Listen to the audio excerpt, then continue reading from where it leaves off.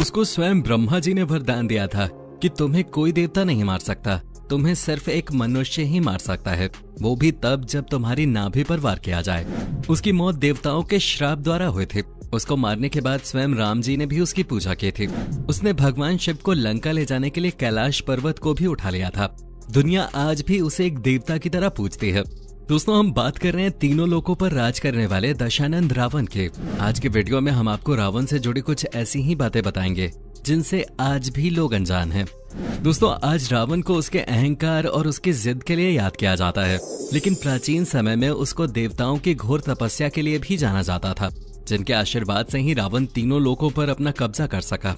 दोस्तों, रावण की एक खासियत थी कि वो एक से बढ़कर एक शक्तिशाली योद्धाओं को हराकर उनके साम्राज्य को अपनी मुट्ठी में कर लेता था और उनके कमजोर सैनिकों को मारकर उनके शक्तिशाली योद्धाओं को अपने साम्राज्य का गुलाम बनने पर मजबूर कर देता था। ऐसे ही कई जंगों को जीतकर रावण ने अपने साम्राज्यों को बहुत ही शक्तिशाली बना लिया था, लेकिन रावण केवल उसी राजा के साम्राज्य को हथियाता था जिससे उसके साम्राज्य को कोई फायदा हो। जैसे उस साम्राज्य के पास धन दौलत हो, उस साम्राज्य की रानियां व राजकुमारियां सुंदर हों और साथ ही उस साम्राज्य की जमीनें बंजर न हो। अगर इन बातों के खिलाफ जाकर रावण के सैनिक किसी साम्राज्य पर कब्जा करते थे तो रावण उस साम्राज्य को कतई स्वीकार नहीं करता था। इसके अलावा भी रावण के कई रूप थे। वो एक असुर होने के साथ साथ महाज्ञानी पंडित भी था। कई लोग रावण को आज भी एक राक्षस मानते हैं, तो लोगों की एक बड़ी आबादी का ये भी कहना है कि रावण एक ब्राह्मण था, लेकिन सच्चाई में न तो रावण राक्षस था और न ही कोई ब्राह्मण। दरअसल रावण के पिता एक ब्राह्मण थे और रावण की माता कैकसी एक राक्षसनी थी, इसलिए रावण को आज लोग एक ब्रह्म राक्षस कहते हैं। रावण की माता कैकसी ने अशुभ समय में गर्भ को धारण किया था, जिसकी वजह से उसके कोख से रावण और कुंभकर्ण जैसे असुर पैदा हुए थे।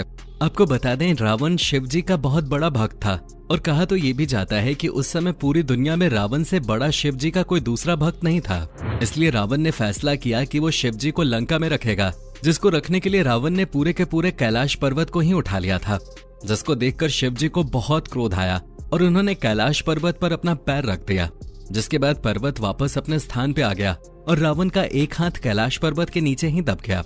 जिसके बाद रावण दर्द में चिल्लाने की जगह जोर जोर से शिव तांडव करने लगा। इस तांडव को देखकर शिव जी ये सोचने लगे कि इतने दर्द में भी भला कोई शिव तांडव कैसे कर सकता है। रावण के इस दृश्य को देखकर शिव जी ने दशानंद को रावण का नाम दिया, जिसका अर्थ होता है जोर जोर से दहाड़ना। दोस्तों, प्राचीन ग्रंथों में बताया जाता है कि रावण ने लंका को अपने सौतेले भाई कुबेर से बलपूर्वक हथियाया था और कुबेर के बाद जैसे ही रावण ने लंका पर शासन किया तो वहां के लोगों ने भी कुबेर से ज्यादा रावण के शासनकाल को पसंद किया।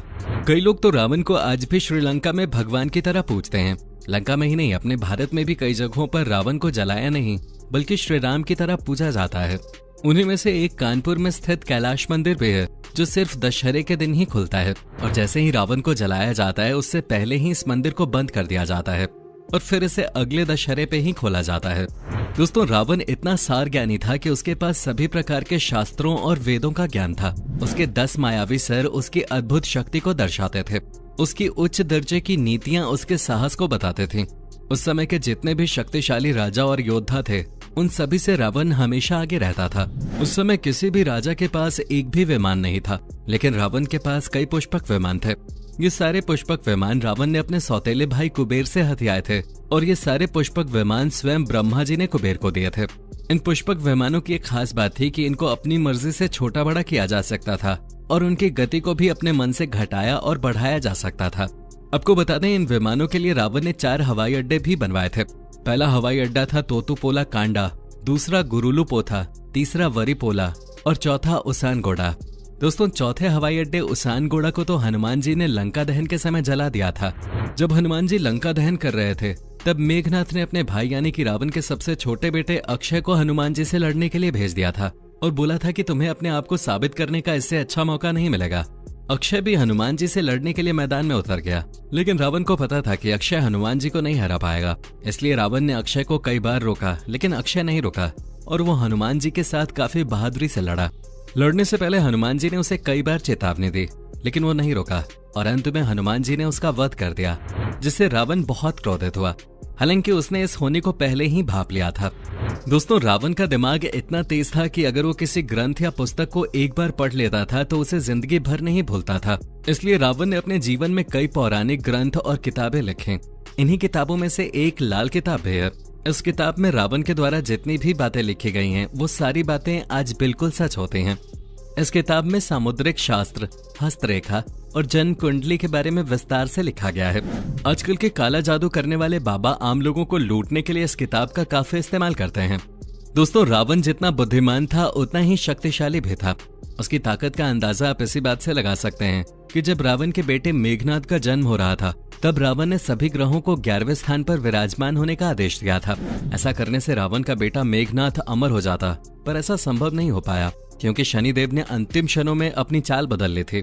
इसी के चलते क्रोध में आकर रावण ने शनिदेव को अपना बंदी बना लिया था। रावण इतना शक्तिशाली था कि उस समय रावण ने अपने बल और शक्ति से न केवल शनिदेव को बल्कि कई देवों को हराकर उन्हें अपना बंदी बना लिया था, जिसमें शनिदेव और इंद्रदेव जैसे बड़े बड़े देवता शामिल थे। एक मर्तबा तो रावण ने स्वयं यमराज को भी युद्ध के लिए ललकार दिया था। दोस्तों, ये तो आप समझ ही गए होंगे कि रावण कितना शक्तिशाली था, लेकिन इसके बावजूद भी रावण अमर होना चाहता था और अमर होने के बाद वो पूरी दुनिया पर राज करने के साथ पूरे ब्रह्मांड में सिर्फ राक्षस राज फैलाना चाहता था। अमर होने के लिए रावण ने ब्रह्मा जी की घोर तपस्या की थी।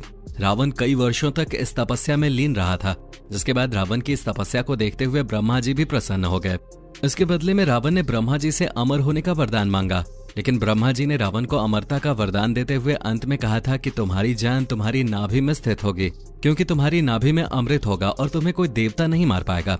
इसी वजह से जब श्री राम और रावण का युद्ध हुआ तो शुरू में रावण श्री राम और उनकी सेना पर भारी पड़ रहा था, जिसको देखकर रावण के छोटे भाई विभीषण ने रावण की नाभि में अमृत वाली बात राम को बता दी थी, जिसके बाद ही श्री राम के हाथों रावण की मृत्यु संभव हो पाई थी।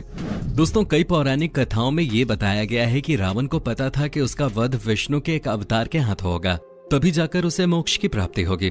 ऐसा इसलिए था क्योंकि हिंदुओं के कई ग्रंथों में ये साफ साफ लिखा हुआ है कि पहले के समय में रावण और कुंभकर्ण विष्णु भगवान के पहरेदार हुआ करते थे, जिनके नाम थे जाया और विजाया।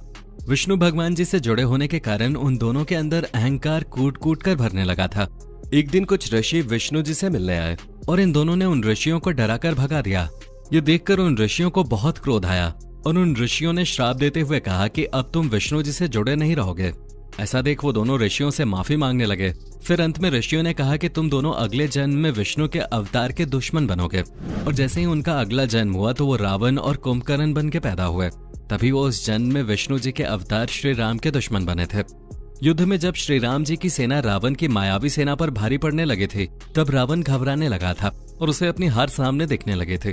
तभी रावण ने सोचा कि वो कभी युद्ध में न हारने वाला यज्ञ करेगा और उस यज्ञ को पूरा करने के लिए उसे एक ही जगह पर बैठ के ये यज्ञ पूरा करना था और तब तक अपनी जगह से नहीं हटना था जब तक ये यज्ञ पूरा नहीं हो जाता। ये सब जानकर रावण ने अपना यज्ञ शुरू कर दिया और इस यज्ञ के बारे में जैसे ही श्री राम को पता चला तो श्री राम ने उस यज्ञ को भंग करने के लिए अपनी वानर सेना भेजी, लेकिन राम जी की वानर सेना भी रावण को अपने यज्ञ से नहीं हटा पाई। ऐसा देख बालीपुत्र अंगद ने रावण की पत्नी मंदोदरी को बंदी बना लिया, लेकिन इसके बाद भी रावण उस यज्ञ से टस से मस नहीं हुआ। फिर मंदोदरी ने रावण से कहा कि राम अपनी पत्नी सीता को बचाने के लिए इतना बड़ा युद्ध लड़ रहे हैं और आप अपनी पत्नी को बचाने के लिए अपनी जगह से हिल भी नहीं सकते। ये सुनकर रावण उस यज्ञ से उठ गया जिस यज्ञ से वो न केवल श्री राम को बल्कि हनुमान, अंगद और किष्किंधा से आई सुग्रीव की पूरी सेना को पराजित कर देता। लेकिन ऐसा संभव नहीं हो पाया और युद्ध के अंत में रावण और रावण का पूरा साम्राज्य श्री राम के हाथों खत्म हो गया और श्री राम ने इस युद्ध में विजय पाई। तो दोस्तों, ये है रावण से जुड़ी कुछ वो बातें जिनको जानने की रुचि आज भी कई लोगों के दिलों में है। वीडियो पसंद आई हो तो वीडियो को लाइक करके अपने दोस्तों के साथ जरूर शेयर करें। कोई राय हो तो नीचे कमेंट करें और ऐसी ही वीडियोस के लिए इस चैनल को सब्सक्राइब करके बेल नोटिफिकेशन को जरूर ऑन कर लें। धन्यवाद।